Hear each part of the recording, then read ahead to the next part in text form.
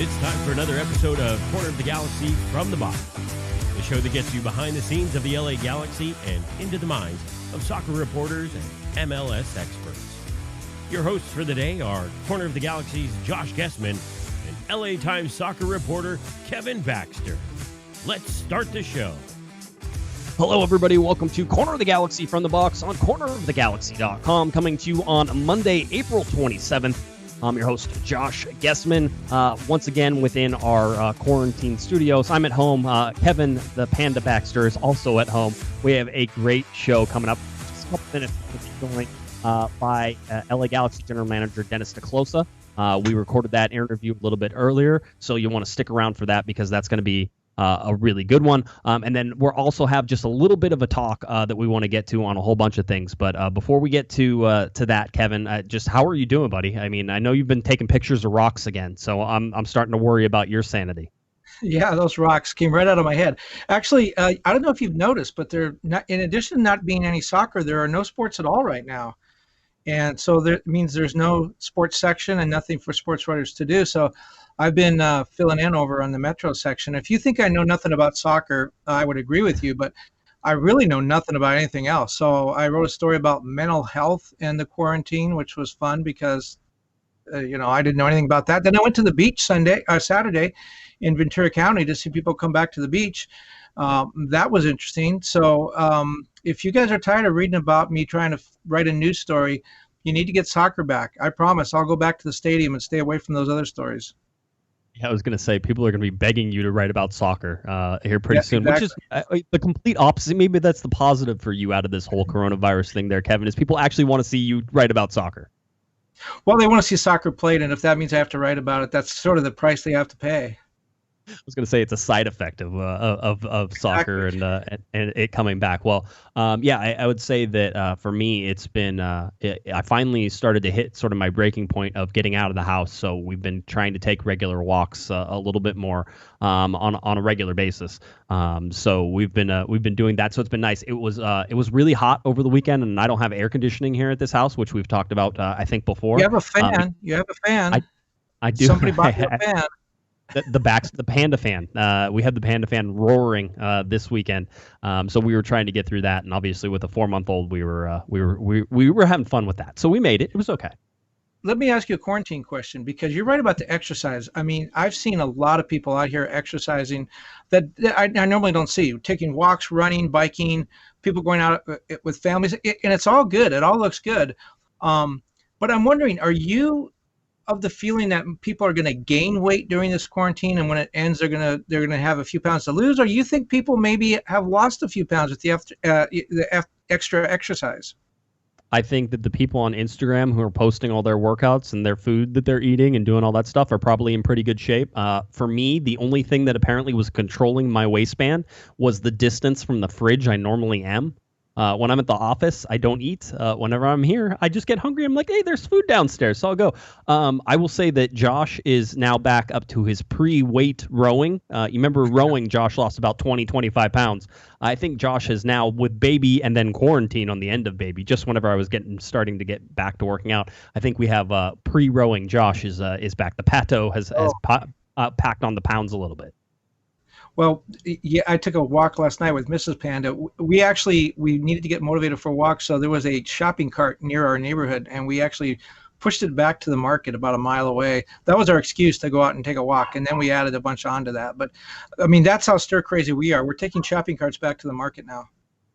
I understand that. Well, that's a little update on us and how we're doing, but really the whole point of this episode, Kevin, is to get to Dennis Kloese and find out what the LA Galaxy general manager has been up to. So like we said, recorded a little bit earlier today. Here is our interview with LA Galaxy GM Dennis Kloese. All right, now we have a wonderful interview lined up for us today. The general manager of the LA Galaxy, Mr. Dennis Kloese, is on the line, and we can't wait to talk to him. We know there's a lot of stuff going on with the LA Galaxy, and who better to hear it from than Dennis himself. So please welcome back to the show, his second appearance on the show of Corner of the Galaxy, Mr. Dennis Kloese. Dennis, thanks for stopping by. We appreciate it. Hi, how are you? Good to see you, even. It's on a very modern platform, and like everything's being done at the moment with conference calls. Good to see you. It's good to see you too, Dennis. Yeah, it is. It's a strange new world where all of our interactions seem to be with television screens in front of us. I guess it's good that the technology is here, but certainly, obviously, there's a global pandemic going on. You were playing soccer. You're not playing soccer anymore. So, how abruptly did everything just sort of shut down for the LA Galaxy? And what was that first couple of days like? I mean, it seemed like you were just hours away from getting on the plane to head to Miami. Yeah, I thought it was very like a strange awareness that it ended up being like Monday and Tuesday still planning for the trip to Miami with some uncertainty and with some idea that should is this really good for a lot of people in the stadium? Should families come out? There were different things I think being discussed, but not in a way that, oh, okay, the trip is going to be canceled and now this is going to take for months or even a long time to get back to real life or normal life. And I remember that, like, even a day before we traveled, I thought we were about to travel on a Thursday. A day before we actually formally said, okay, yeah, I think this is a little bit too much and too far now. Let's cancel formally. And then, yeah, little by little, obviously awareness comes. But even the initial decision not to go or not to travel or not to take any family members to the stadium wasn't like a heavy discussion. It was actually pretty, well, let's see what happens. And now it's obviously, yeah, settled in. Yeah, Dennis, I was going to say, go ahead, Kevin. Dennis, let me ask you. By the way, anyone who hasn't checked out Dennis's Instagram page, you should really do that. It's great pictures of his family and stuff, all sheltered at home and making good use of their newfound family time. But Dennis, I wanted to ask you. In the last week, the Dutch league has shut down. Looks like the Argentine league is going to shut down, or formally announced they're shutting down on Tuesday. These are leagues that you and the Galaxy coaching staff have a lot of familiarity with. And I'm wondering, the MLS is still sort of, they've got a date of June 8th. It doesn't look like they're going to hit that. It doesn't look like they're really serious about that. Do you feel an urgency when you look at what's going on in other parts of the world? Do you feel an urgency to set a date, to have a goal, or do you think it's too soon to do that? Well, there's a little bit of a difference in between those countries and our situation. Holland, Argentina, Mexico also, for example.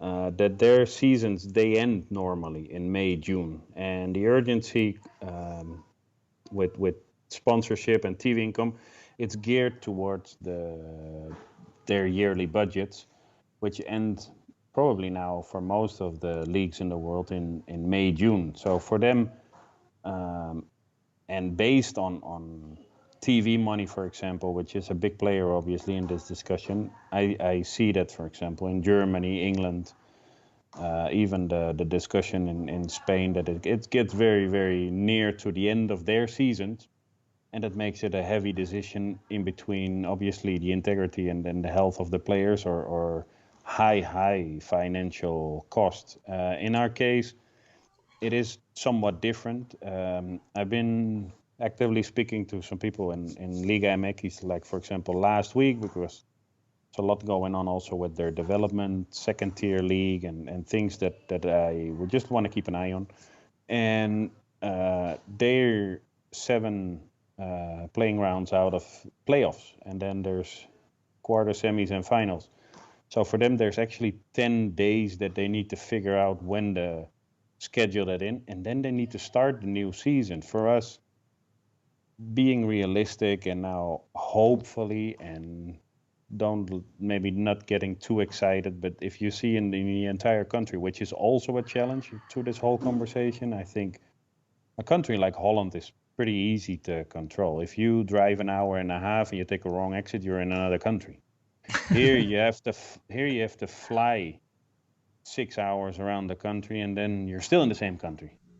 And that makes it very, very hard to schedule and generalize, like, what is like the common consent of doing something, or coming back to individualized training, group training, and friendly games, preseason, and a season that's in that order, I think. And there's difference, I think. One is the dates, which is very, very difficult for us. Our player contracts end the end of the year. I would guess that most of the business side would also is season related, and it would be till the end of the year, TV contracts, things like that. Here it's a different story because obviously a lot of income from the teams come from ticket revenue. So there's a few issues that sets us apart and makes it a very different and difficult discussion, to be honest. You know, Dennis, you have the NBA saying that it looks like in areas where they can and where the stay at home or sort of the shelter in place orders have been lifted, they say they're going to start allowing some training to go back into those areas. Do you think MLS is also going to sort of follow along in that same style, which is in areas where they've started relaxing some of these restrictions? Texas is obviously one of the larger ones, some different MLS teams there. Do you think that that's something that the MLS is also going to be looking at to do it on an individual basis and not, as you say, a countrywide basis? Yeah, the difficulty is to structure or schedule or even create a plan countrywide, because our situation is far different from Atlanta, Florida, even Seattle closer by, probably Kansas, Minnesota, and obviously New York. So for a league initiative and obviously a league like ours with franchises in all kinds of parts of this country, it makes it challenging. Now, the initial discussion for big leagues like the NBA to start thinking about activity, more than for us to say, okay, we'll follow that. It just gives us a little bit probably of hope and guidance that there is some idea that there needs to be some thinking and starting process of opening up activities. I think the communication with MLS and with their executives and how they structure the communication week by week basis on league level, on, for example, my level with the entire general manager group, has been very positive. And actually the time now has been fruitful in a way that the teams have communicated very well. The communication with the league has been very well. I think there's been even subjects that have been left on the shelf for a long time that now are being discussed. And that's all positive. Now, to go to a next step, and I think it's safety and integrity of players and staff first, before there is no clear idea on how that can be well guaranteed. And not forget the fans and everybody else, which is the most important component of this whole story. Do you worry about losing momentum? I mean, this is the 25th anniversary season. You guys, not a great start, but you had Chicharito. Pavon was playing really well. The league seemed to be grabbing more attention than it had at any time in its history, which is probably understandable since it was, again, a big anniversary season. Do you fear that maybe MLS has lost ground it won't be able to regain, or do you expect to start right where you left off? Well, I think, and it's always a little bit in MLS, your roster is something like a work under construction. You can put a big yellow sign on my door. It's like under construction always. But I thought that our preseason was positive. I thought the incorporation of obviously a big void that Ibra leaves with Javier and with some other players that were added to the mix, like Sasha Klest and like Alex Katai, Danilo with an unfortunate injury, but Insua obviously a player that for sure in his position is a good player. We had a very positive, I think, start with some of the younger players from the second team trying to catch on to the first team. And honestly, I thought we had a bad game at home. The second game, the first one, I think we just missed a few opportunities, could have been better. But it needs sometimes that a little bit of time also, that the puzzle really fits and it's not forced into putting the puzzle pieces into its place. It needs a little bit of time to grow. It needs a little bit of time to adapt. In case, for example, of Javier, which is probably one of the questions, I think he just needs to adapt a little bit to the team, and the team needs to adapt to him. And that needs time, and it needs games, and it needs training sessions. Now, we can discuss a whole long period about what would have happened or what if this or what if that. No, we're standing still. Everybody's still in motion to see how we can even open up. So the next steps forward, when we're closer to that, will take care of how we can adapt and how we can form as a group and everything else. I think roster-wise, I thought it was a positive start of the year. And it's in a very important year, 25 years of history, while the Galaxy have been obviously the more important team in this entire history through their historical successes. So I think this is a very important year. It is a shame that with everything that goes on, that obviously, I don't know if it's sort of the right English word, but it undersnows a little bit the momentum. It's directly translated from Dutch. And so I don't know if that works. But it is a little. I understand. I hope you understand. It's right. Just, yes. And the moment that we live is just beyond the importance of discussing little things. And as you know, and I don't know, but it's like soccer is one of the most important things of the least important things at the moment, to be honest. Right. No, I think that makes a lot of sense. I mean, you talk about this team that hasn't really come together yet and hasn't had the time to fully mesh together. And 2 games into the season and through a quick preseason, certainly understandable with that. But the soccer wheels don't stop turning, and there's still a transfer window apparently that is going to happen, this summer. How do you even start to take a look at what could possibly happen this summer with the transfer window, or how do you even keep an eye on people who normally you'd be out watching, playing games? I mean, how do you write the transfer window during a pandemic handbook during this time Dennis? Yeah, it's a good question. And to be honest, I think the best thing is just to control the things that you can really control. There's obviously impossible to scout players or their current state of play. So we've gone through all the lists and players that we had initially scouted, even from last year, to see where they're at and what have been their most recent numbers and stats. And we went a little bit deeper with assigning tasks to the technical staff to look at certain Olympic tournaments that recently have been played, youth tournaments, just to get a little bit more players and options on the board and have a bigger depth chart. Now, this is very challenging because normally you can have a very good and clear idea of what the value is of a player, or within the negotiation you'll get a clear idea.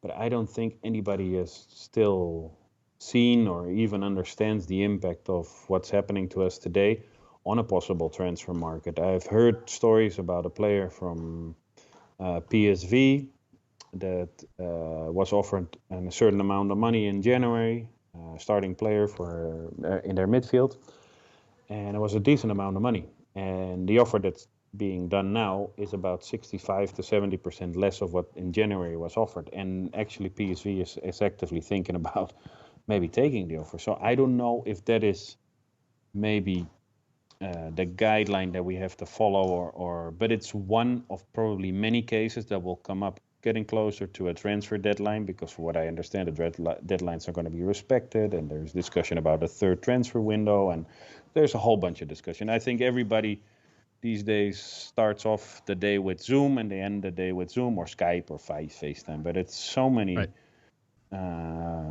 real discussions on what goes on, but you don't know until you get there. And the moment that we get there will take very big importance. The state of everybody's healthy and financial bank account will be a very big step, obviously, to take into account. And I think the most logical common sense thing would say that everything is standing still, hopefully, and as soon as possible, everything for fans, players, staff, and is as well taken care of as possible, so we can get back to normal activity. And then there's things on how we evaluate the market and how we value certain transfers. I don't think that a transfer that we might have done in January has the same value now in the upcoming transfer window, or even the winter transfer window. Dennis, when you and I spoke earlier this month, you talked about normally you would be traveling all the time now, and you're not. You're getting to spend time home with your wife and your 3 kids. There's the smile. I've seen the pictures. It looks like I know you're working hard, and I know you'd rather be at the office, but you seem to be making good use of your newfound family time. Are you enjoying that? Yes, I've as you know, I've worked a long time in Mexico, and mainly the last, I would say, from 2011 when I started working in the federation up until 2018, 6-7 years, have been high intensity travel. Not travel that is frequent, but long periods, because there's a lot of events, and the events normally for qualifiers. FIFA, both CONCACAF, they take 2, 3, 4 weeks, and that is pretty intensive. I wouldn't change it for the world, the experience, to be honest, but at some point it obviously starts to wear a little bit on you. And the travel within MLS is a little bit better to schedule, because you know your game schedule. I try to travel with the team, or maybe a day later if something comes up, or a meeting or whatever. But I honestly enjoy traveling with them. I think it's for the players and for everybody involved important that front office executives are engaged, are close to the team. If there's something that we can improve upon, we're the first ones to know. And I've done that the entire season last year, and I was planning, and I am planning to do it for this year. Then there's a lot of traveling for scouting or certain players. That is a little bit less easy to schedule, but we've obviously also, for budgetary reasons, we've penned out an annual schedule where we divide tasks in between me and between coaching staff, in between academy people that I can trust for a scouting trip, or Jovan Kirovski, for example, who does a whole lot of scouting. Yeah, it sounds like it's maybe a little bit welcomed. I know my time at home has been a little bit welcome sometimes, but also you're still sort of itching to get back, and I think we all have that itch to watch live soccer again, and whoever gets back there first.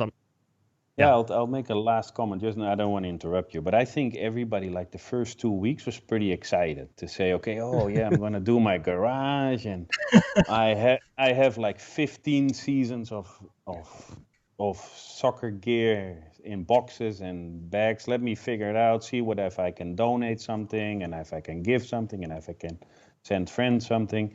Okay, so that was the second day. The third day, now we have a lot of issues that we wanted to do. So the kids and whatever, and then there was a whole bunch of the first 2 weeks, and there's enormous like positive Instagram posts, and everybody is like trying to cheer each other up, and there's funny movies. Then the third week, it was like, what the hell am I doing here all day long? And then the fourth week, if I don't go for a run or a bike ride, I'm going to run into a wall, literally. And I think now we're a little bit more settled, because I think everybody has schedules. We try to leave the kids here a little bit more free, and don't want to be on top of them all day. So you can be on your phone. You can do this. You can do that. They now have their online schooling. On both schools my kids go to, it's middle school and elementary school. They do a very good job here locally. And honestly, my respect to the teachers and everybody that's setting that up. But we also have a little boy who's 4, and he really needs attention. So that is interesting. So I do most of the work. I get up very early, to be honest, also with the East Coast schedule of New York with the MLS office. You can actually, if you want, you can do as from 6 o'clock. They're very active, to be honest. And so I do that in the morning. Then, to be honest, I never eat at home. In Mexico, it was impossible because of traffic and the time to get home and whatever. And here it's just different, the time frame and everything we do at the stadium. We've had a busy year, to be honest, and it's not something like, I'd like to throw it out there, but there's a lot of hours that went into last year's season and this year's season. And I must say, I do enjoy eating with my family. I really enjoy cooking also. And it's a little bit rusty, though, after so many years. If we get out of this thing, cooking will be okay. I was going to say, what's the classic? So, but that is what it is. Yeah, I was going to say, what's the classic Dennis te Kloese go-to meal that you like to make? Well, today was a special one because it's a holiday in Holland, so we made something that's typically Dutch. But normally, and I must say my wife does a good job, so it's in between something that the kids like, so it can't be too fancy and too crazy. We try to pick up, or hopefully twice a week, pick up some food here locally, also with the idea to support some of the restaurants we normally go to, either Friday or Saturday.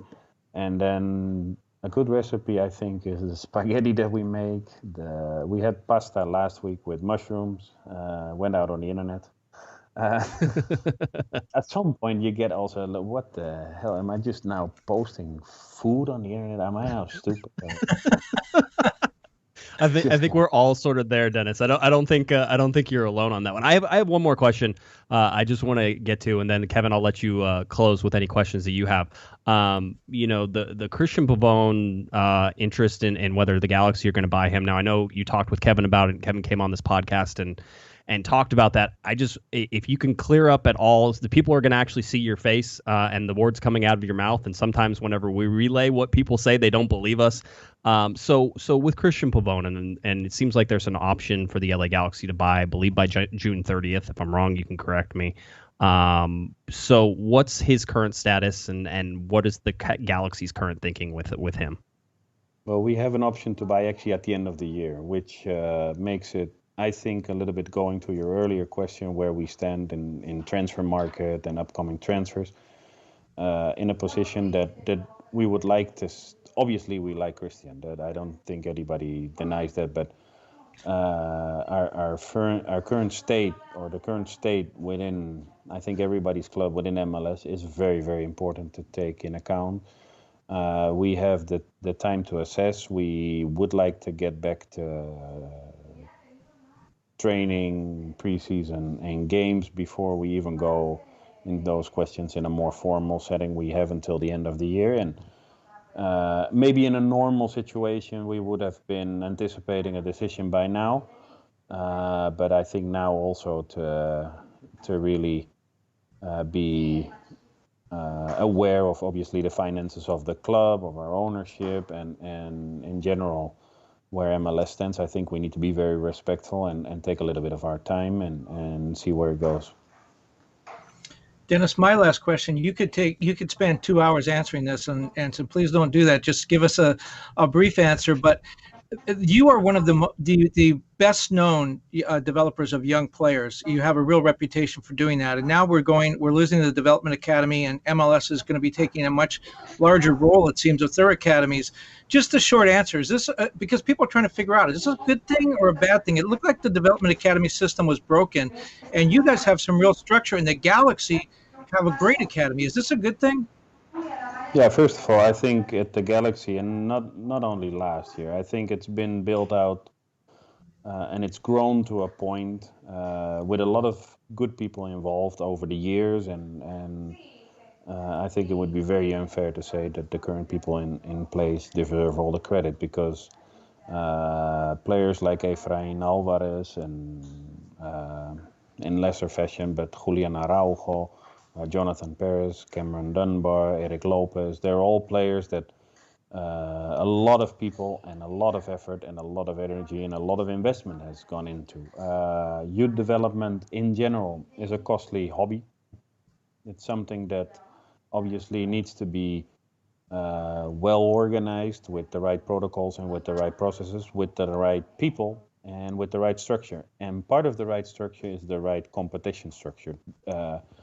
Like we already discussed here, the difficulties to even come up with an opinion on something makes it hard because the country is so big. One of the difficulties in the former DA setup was the stretch and the travel system. So in a new world after our coronavirus experience, obviously, I think the things that everybody, including us, will be more aware of are being more cost effective, because everybody is obviously financially influenced in a negative way. I think the travel will be a whole different thing where clubs and where parents and young players and us as responsible people will be very aware of, and I wouldn't say worried because it's a negative word, but you need to structure it in the right way because you're dealing with minor players, and now to travel a lot under these circumstances is a big responsibility.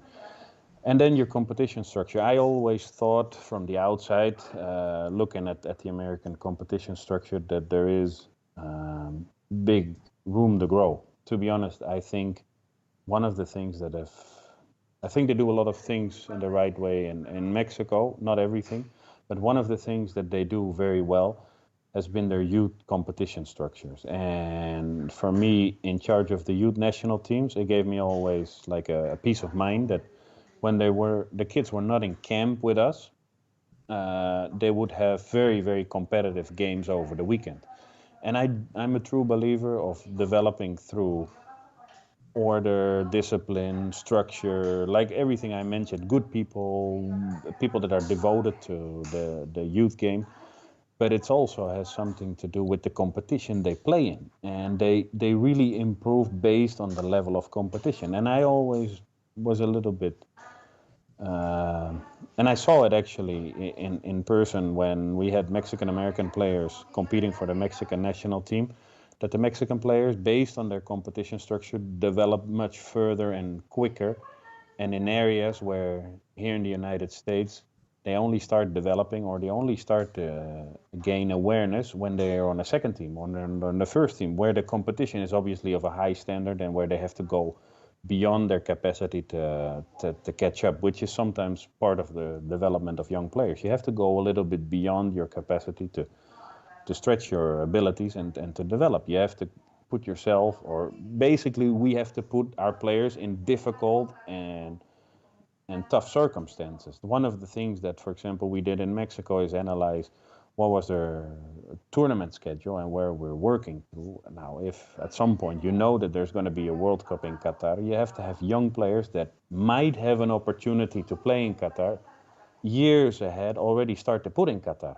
So now here, if you put that picture a little bit through MLS and you focus on where we have here, so if we want to have our players playing in MLS, you have to run them up against MLS teams, and as much as you can.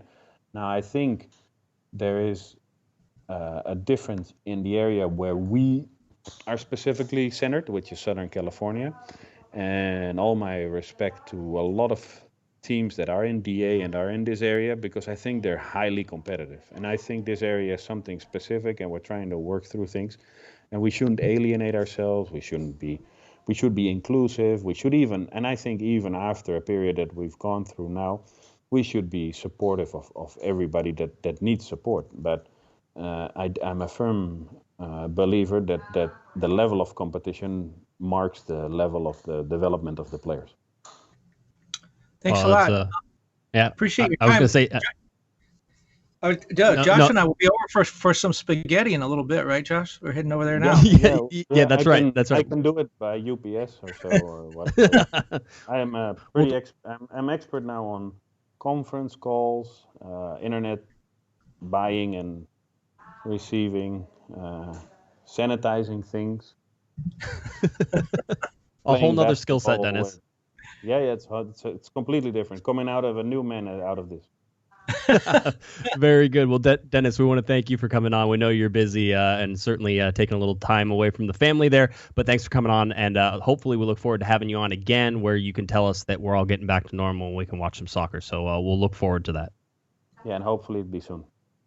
Thanks, Sounds Dennis. good. I know the fans appreciate you coming on. Thank you so much.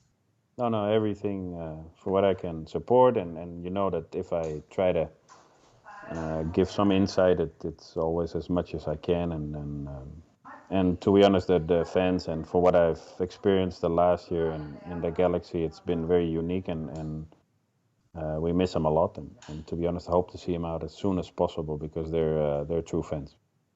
Yeah, that certainly is. All right, there goes Dennis Kloese. Dennis, thanks so much. All right, a great interview there with Dennis Kloese, Kevin. Well, I was going to say you talked to him on a more regular basis than I get to, although I've had my interactions with him. I mean, that's classic Dennis right there, which is, forthcoming, honest, a little funny.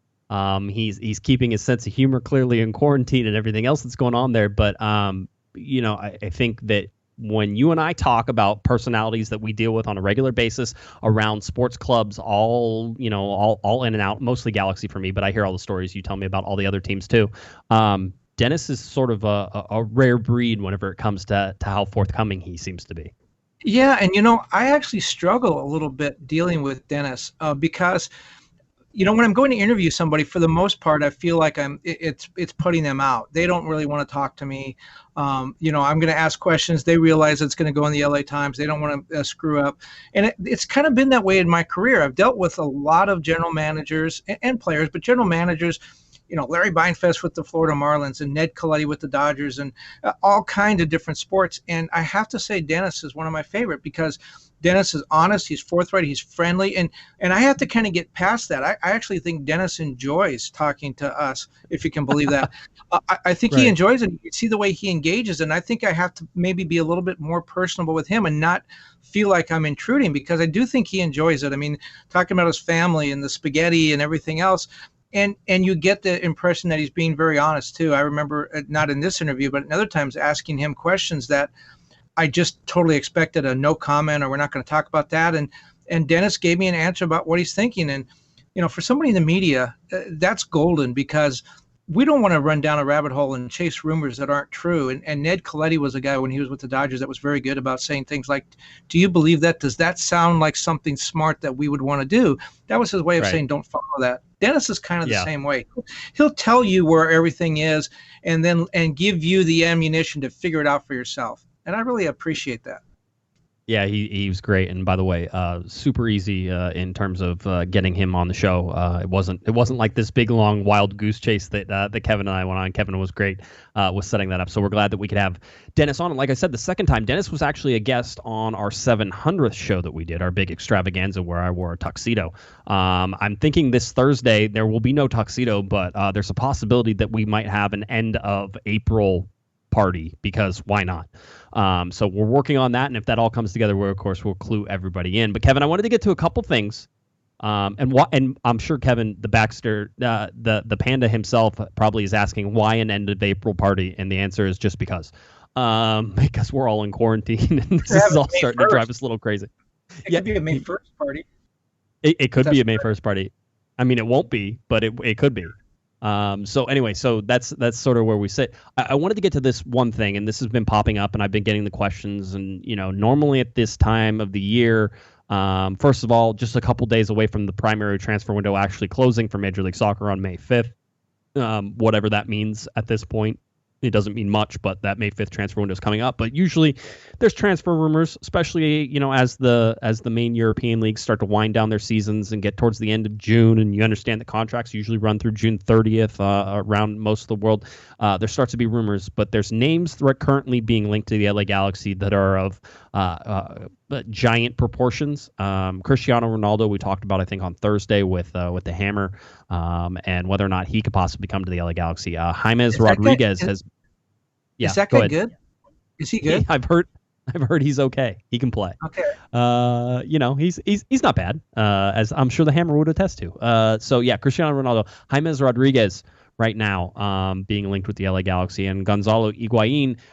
All these are various, I say, quote unquote, linked to the LA Galaxy. Let's not pretend like I think any of these are, factual currently as it is, but it's certainly raising the question of, who the LA Galaxy could possibly go to. It was one of the reasons I wanted to ask Dennis about, Cristian Pavon, is understanding where they want to spend the money and where they don't want to spend the money. And you heard Dennis talking about the financial health of the LA Galaxy as well, and how every team has been impacted negatively in this way. And so what is the reduction in all of these prices going to be? Does that mean that it could be affordable for Major League Soccer? What do we think of whenever we hear Cristiano Ronaldo and James Rodriguez and Gonzalo Higuain and their possibility of coming to the LA Galaxy? Well, it's really interesting. It's strange times, and I think Dennis mentioned that. We've never been through this before. You ask him about what is he seeing from other teams and what is the blueprint. Again, nothing like this has ever happened before. And so I'm of two minds. First of all, with the Galaxy, unlike any other team in MLS, you can never discount anybody because, again, we'll go back to what makes sense for most teams the Galaxy is different. Would you have ever thought that Steven Gerrard would come here, that Zlatan would, David Beckham would come here, Robbie Keane, all these names that you throw out that came here? If you had just as a rumor, someone said to you, is Robbie Keane going to come to the Galaxy? You would say no. And then there he is. So you can't discount any of that. But it is an unusual time. On one hand, the Galaxy, their money comes from AEG. That's an entertainment company. They're not putting on any concerts. They're not doing any events right now. They don't have they're not making money. They don't have money to spend. So that's one on one side. On the other hand, this is a very unique opportunity. As Dennis said, some players going to teams in Europe, what they were asking for in January, they're asking for 75% less now. If you can get an Higuain or a James Rodriguez, on the cheap, do you go into huge debt to do that? Maybe you do. So there are opportunities out there, but there are things that work against it. One thing to look at too is a lot of these European teams are losing a ton of money, and you've heard about players having to give back their salaries, and a lot of teams in Spain, for example, having their salaries cut already, and people going on furloughs. These teams need money, and if a team were to think to say James Rodriguez is worth, I don't know, just to figure out $10 million, and the Galaxy said, we'll give you $5 million. You know what? They might take it now because $5 million is better than nothing, and they have a lot of debt. So I think there's opportunities out there. I'm not saying these guys are coming because the Galaxy, they're in the same boat. They don't have a lot of money either. But if a team were really wanted to be aggressive, risk going into debt, they might be able to pick up a player at cut rate price. Yeah, it certainly is. Cristiano Ronaldo's 35. Gonzalo Higuain, an Argentine, which, of course, any Argentine is automatically a sort of position to possibly go to the LA Galaxy, the Boca Juniors of the North. They're talking to Maradona now, too. Yeah, all the Argentines. All the Argentines, yeah. Yeah, they're all coming. But, Gonzalo Higuain, this was one. Yeah. This is one with Higuain that it seems like Guillermo Barros-Schelotto actually mentioned and sort of keyed this all off. Whether or not that's true or not true is certainly left it. But he was in the River Plate youth club, and he played for River. So the opponents there of Boca Juniors. James Rodriguez was the one that everybody sort of was like, hey, wait a minute, that's a ridiculous sort of thing. At 28 years old, you're talking about the prime earning years of his career, Kevin, but could he come to the LA Galaxy? He possibly could. A Colombian, currently owned by Real Madrid. He's on loan to Bayern Munich. So he's you're talking about, of all these three, certainly you could say Cristiano Ronaldo would have the biggest effect on the LA Galaxy. It wouldn't surprise anybody to see the, stadiums filled. It would be the second coming of David Beckham, and probably even, I'm going to say this, Kevin, in my mind, it may be even more popular just because of the popularity of soccer now within the United States has grown since David Beckham has been here. But if Cristiano Ronaldo suddenly showed up at Dignity Health Sports Park, he wouldn't be able to get a ticket for the next 2 years. But my money on Ronaldo is if he comes MLS, he goes to Miami. I think he has a very good relationship with David Beckham. Miami, right. I mean, let's face it, Miami is more of a Ronaldo kind of town. If we're looking and talking about, hey, if you're willing to take a gamble, you can get somebody. They have DP spots open in Miami. They have money to spend. I see him going there. That's the other thing with James Rodriguez is as well. You have to look at where's the DP spot going to come from. But in the case of James, if Real Madrid wanted to sell him, he's on loan, as you said, to Bayern Munich. He's not playing a lot in for Bayern. He's not at all. It's not like Real Madrid then has to fill a spot. They don't have him on their roster now.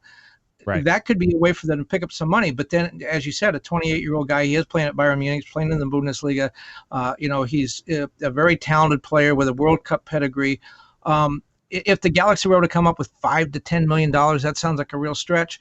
You got to think a team in Europe, even a poor team, would be able to come up with that much money for a guy like him. So I think all of these are a stretch, but again, we're talking about the Galaxy, and we're talking about unusual times. We've never been through this before, and we're talking about a very aggressive general manager in Dennis Kloese.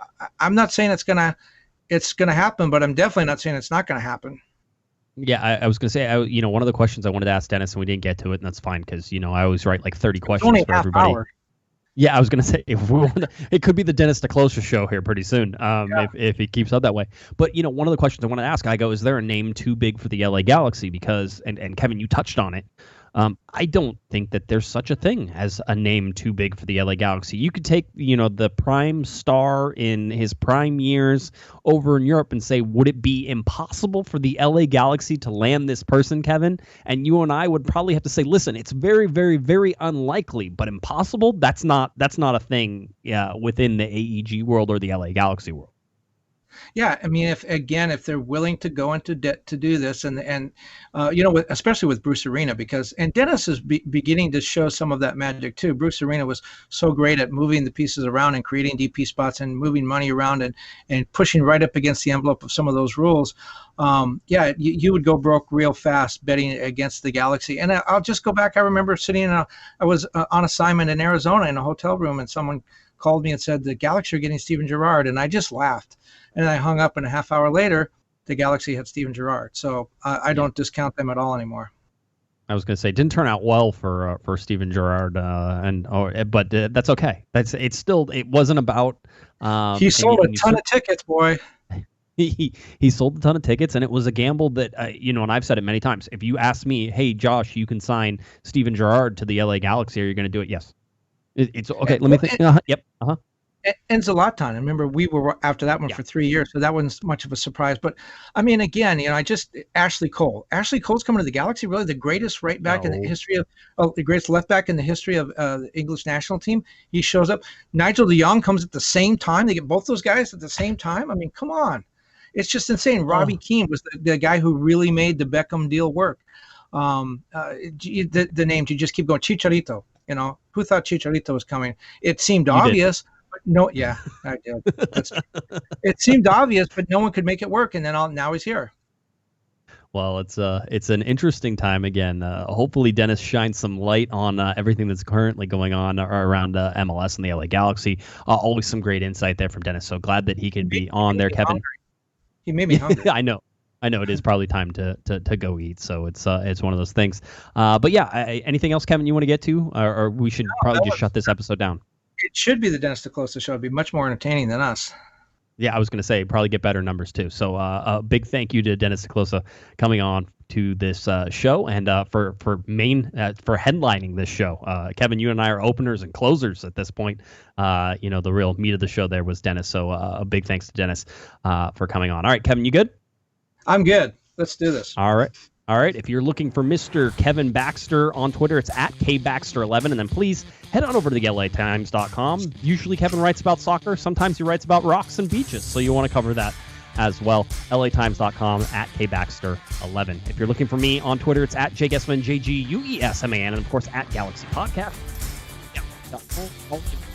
Have up to date on the LA Galaxy, coronavirus, and everything else. All right, that does it for Mr. Kevin the Panda Baxter. I'm Josh Pato Guesman, and you've been listening to Corner of the Galaxy from the Box on cornerofthegalaxy.com. Have a great one. You've been listening to the Corner of the Galaxy podcast on cornerofthegalaxy.com. You can follow the show on Twitter and Instagram at Galaxy Podcast, and be sure to check out and subscribe to iTunes, Stitcher, and Facebook by searching for Corner of the Galaxy. Fans, we thank you for listening, and we ask that you be kind and courteous to your neighbors as you leave the podcast. We thank you for joining us and look forward to seeing you again. Until then, I'm Michael Araujo, and on behalf of the entire Corner of the Galaxy crew, goodbye, everybody.